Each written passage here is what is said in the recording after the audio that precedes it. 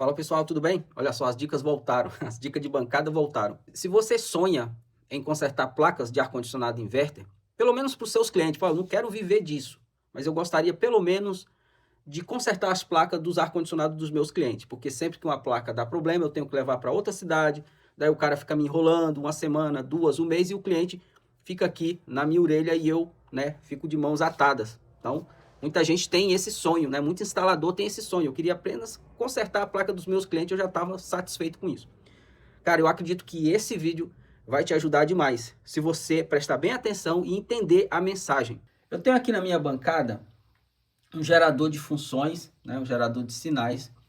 Eu configurei ali um arsenóide, ó, como você bem pode ver, com uma amplitude de 5 volts, 10 volts de pico a pico, e uma frequência de 10 kHz. Para provar que realmente essa configuração está certinha, eu peguei aqui as pontas de prova, positivo com positivo, negativo com negativo, e estou medindo aqui no meu osciloscópio, e é exatamente isso que a gente tem.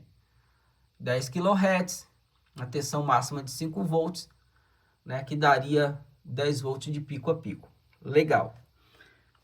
Nós sabemos que o diodo ele só conduz em um sentido, principalmente a senoide, né? Um sinal de uma tensão alternada. Ele só conduz em um sentido. Eu vou aplicar o positivo aqui de um lado e vamos ver do outro lado como que essa senoide vai se comportar estando o diodo em perfeitas condições. Olha só, antes do diodo eu tenho as mesmas características do sinal, nada muda. Agora repare o que vai acontecer quando eu pegar a ponta de prova do osciloscópio e colocar do outro lado do diodo. Dá uma olhada lá na onda, na senoide. Viram? Como é uma senoide, né, de tensão alternada, e o diodo só conduz em um sentido, então, obviamente, no outro lado do diodo eu só vou ter metade dessa senoide. Beleza? Isso se o diodo estiver funcionando corretamente. Tudo bem? Legal. Isso aqui é um diodo Zener. Tá vendo? Um diodo Zener. Ele se comporta do mesmo jeito do diodo comum, tá? Quando eu coloco aqui, eu vou ter uma senoide normal, tá? Sem distorções, sem nada. Quando eu coloco do outro lado, eu vou ter metade dessa senoide, tá bom? Agora, perceba o que vai acontecer quando eu colocar esse mesmo sinal naquele diodo ali, ó. Tá vendo esse diodo aqui? Que eu tirei de uma placa com defeito. Vamos observar como é que ele vai se comportar. Bom, vamos lá. Estou pegando aqui, como ele é pequenininho, eu estou usando um cabo auxiliar para medir antes dele, né? Para observar que a senoide está ok. E agora eu vou pegar a minha ponta de prova e colocar aqui, ó. Depois dele. Perceba, lembre que o outro diodo Zener, em boas condições, ele cortou a metade. Obviamente, esse daqui também, ó. Deixa eu tirar isso aqui, ó. Esse daqui também deve fazer esse mesmo efeito, né? Cortar a metade. E olha só, não cortou a metade. Por que que um diodo bom mostrou só a metade da senoide e esse diodo está mostrando a senoide completa, tanto de um lado quanto do outro? Qual que é a mensagem que eu tenho disso daqui? Imagina que eu estivesse fazendo essa medição com esse componente ainda na placa.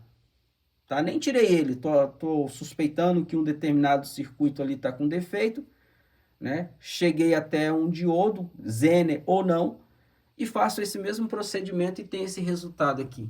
O que isso me diz? Hein? Vamos ver? Olha só, configurei o meu multímetro ali na escala de continuidade. Vou pegar a outra ponta de prova e o diodo está em curto, pessoal. Tá? Ele é como se ele fosse um fio, né? Ou seja, perdeu totalmente as suas características de retificação. Por isso que quando eu medi ali antes e depois, o sinal não mudou nada. Entendeu? Mas e aí, qual que é o moral da história, Luciano? Você está ensinando a medir diodo? Eu não estou ensinando a você a medir diodo. O que eu quero dizer para você é o seguinte. pelo menos a maioria das pessoas que compram o meu curso de reparo de placa, eles chegam aqui com a seguinte perspectiva. Luciano vai me mostrar na placa, circuito por circuito, setores por setores da placa, ensinando a consertar os defeitos das placas, seja ele qual for. Só que antes, sim, isso também, só que antes dessa etapa, tem uma etapa muito importante, que é a mais chata do processo de aprendizagem, que é o estudo dos componentes. Se você não souber como cada um componente que está em uma placa funciona quando está energizado, qual que é o sinal que ele tem que mostrar no polo positivo e negativo, conforme a configuração dele no circuito, dificilmente você vai identificar um componente defeituoso. Por quê? Porque imagine que eu não soubesse, eu não tivesse essa informação sobre o diodo. O que eu iria interpretar disso?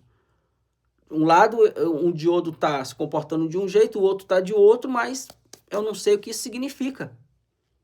Então, primeiro, você precisa estudar os componentes. É a parte mais chata, mais demorada do processo. Depois que você entender como cada componente funciona, né, tanto energizado, desenergizado, teste a frio, né, que seria igual eu fiz aqui, com ele fora da placa, ou que seja na placa, o comportamento vai ser o mesmo. Enquanto você não entender isso, a probabilidade de você consertar uma placa é muito pequena ou quase zero, eu diria. Espero que você tenha entendido o recado